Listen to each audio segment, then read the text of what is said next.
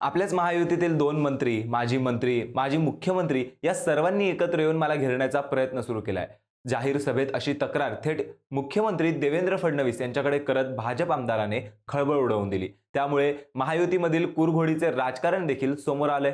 पण मुख्यमंत्री देवेंद्र फडणवीस यांनी त्यांचे चक्रव्यूह भेदून त्यांना बाहेर काढू असे आश्वासन देत थेट कुरुक्षेत्र असल्याचा इशारा दिलाय. त्यामुळे अडकवण्याचा प्रयत्न होत असलेले आमदार कोण किंवा तसा प्रयत्न करणारे मंत्री कोण अशी चर्चा सुरू झाली आहे. याचाच आढावा आज आपण या व्हिडिओमधून घेणार आहोत. नमस्कार, मी अर्णेश जोशी आणि आपण पाहतात कट टू कट. राज्यात नगर परिषद आणि नगर पंचायत निवडणुकांसाठी मतदान झालं.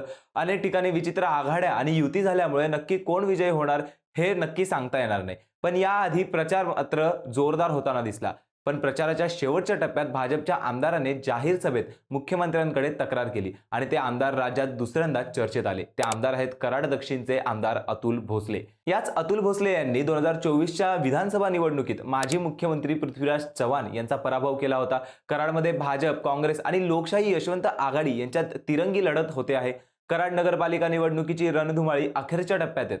नगरपालिकेत 1996 पासून आज अखेर 13 जणांना नगराध्यक्षपदावर काम करण्याची संधी मिळाली आहे. कराड नगरपालिका निवडणुकीच्या रणांगणात भाजपा व शिवसेना शिंदे गट आमने-सामने उभा ठोकला आहे. येथे भाजपला रोखण्यासाठी शिंदे सेना व राष्ट्रवादी शरद पवार गटाची युती झाली आहे. या सत्ता संघर्षात मुख्यमंत्री देवेंद्र फडणवीस व उपमुख्यमंत्री एकनाथ शिंदे यांनी उडी घेतल्याने अवघ्या राज्याचे लक्ष कराडकडे लागले. माजी मुख्यमंत्री पृथ्वीराज चव्हाण व माजी सहकार मंत्री बाळासाहेब पाटील यांच्या होम ग्राउंडवरती मुख्यमंत्री उपमुख्यमंत्र्यांची प्रतिष्ठा पणाला लागली आहे. या नगरपालिकेवर ज्येष्ठ नेते पी डी पाटील यांनी दीर्घकाळ वर्चस्व ठेवताना 43 वर्ष नगराध्यक्षपद भूषवून अनोखा विक्रम प्रस्थापित केला होता.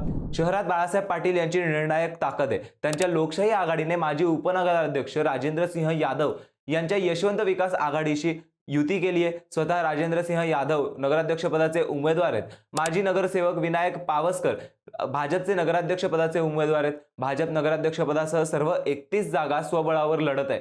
विधानसभा निवडणुकीत अतुल भोसले यांनी माजी मुख्यमंत्री पृथ्वीराज चव्हाण यांचा पराभव केला होता. त्यामुळेच त्यांचीच पुनरावृत्ती करण्याचा भाजपचा प्रयत्न आहे.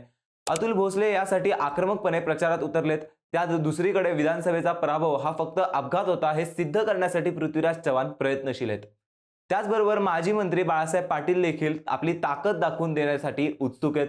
त्याचबरोबर सातारा जिल्ह्याचे पालकमंत्री शंभूराज देसाई आणि उपमुख्यमंत्री अजित पवार यांनी देखील कराडकरांना अनेक आश्वासने देत अतुल भोसले यांना टार्गेट केलंय. त्यामुळेच अतुल भोसले यांनी फडणवीस यांच्यासमोर कराड आणि मलकापूर मुख्यमंत्री देवेंद्र फडणवीस यांनी मोठ्या प्रमाणात निधी दिल्याचं सांगून या निवडणुकीत महायुतीतीलच 2 मंत्री, माजी मुख्यमंत्री या सर्वांनी एकत्र येऊन मला घेरण्याचा प्रयत्न करत आहेत.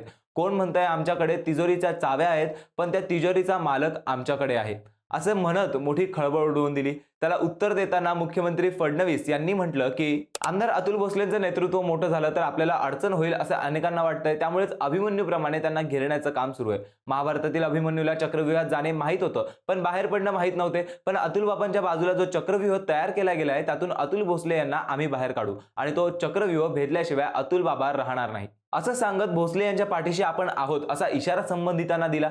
पण 3 आजी माजी मंत्री आणि 1 माजी मुख्यमंत्री यांनी एकत्र येऊन भोसले यांना टार्गेट केलं. ते नक्की कोण आहेत हे आपण जाणून घेऊयात. तर विधानसभा निवडणुकीत कराड दक्षिण मतदारसंघात अनेकांनी माजी मुख्यमंत्री पृथ्वीराज चव्हाण यांचा विजय निश्चित धरला होता. पण निवडणुकीत अतुल भोसले यांनी पृथ्वीराज चव्हाण यांना पराभव केला. अतुल भोसले यांनी यापूर्वी 2 वेळेस पृथ्वीराज चव्हाण यांच्या विरोधात निवडणूक लढवली होती. मात्र त्यांना पराभवाचा सामना करावा लागला होता. पण त्यांची सव्याज परतफेड भोसले यांनी केली. अतुल भोसले हे सुरुवातीला राष्ट्रवादीत होते. त्यांनी 2009 साली कराड उत्तर मधून विधानसभा निवडणूक लढवली होती.